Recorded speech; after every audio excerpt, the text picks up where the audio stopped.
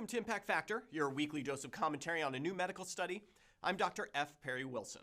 For the first time in modern U.S. history, life expectancy is decreasing. The history of the industrialized world since 1950 has been one of continually increasing life expectancy as technology and medicine advanced in the modern era. A decrease in life expectancy is a particular example of American exceptionalism and is brought into stark relief by this study examining 70 years of data appearing in the Journal of the American Medical Association. From 1959 to 1979, U.S. life expectancy increased, keeping pace with other industrialized nations. After 1980, though, that increase had slowed, and the U.S. began to fall behind. U.S. life expectancy peaked in 2014 at 78.9 years, and since then, it has started to fall.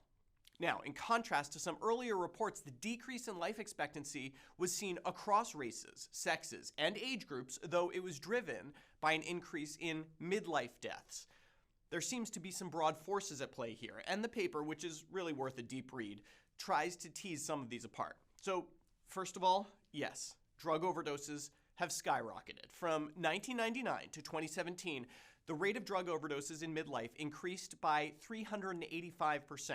Overdose deaths increased by more than 500% among those aged 25 to 34, and by a staggering 909% among those aged 55 to 64. Suicides and alcoholic liver disease, the other components of so-called deaths of despair, increased as well.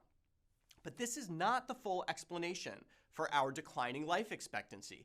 Deaths of despair only explain 15% of the disparity in life expectancy in the U.S. versus other countries.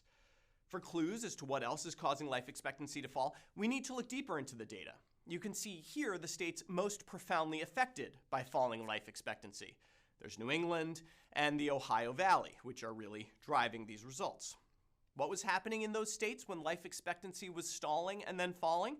An economic downturn, the erosion of the middle class, and rising income inequality. In fact, much of the disparity between life expectancy in the U.S. and other economies was driven by those at the lower end of the income spectrum.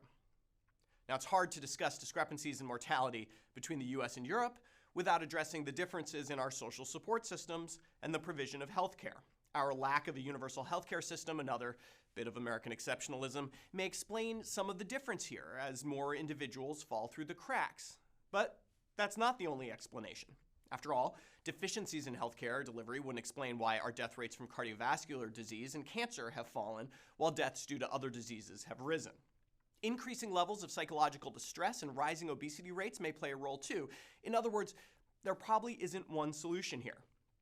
Does any single factor link all these potential explanations? The authors don't speculate.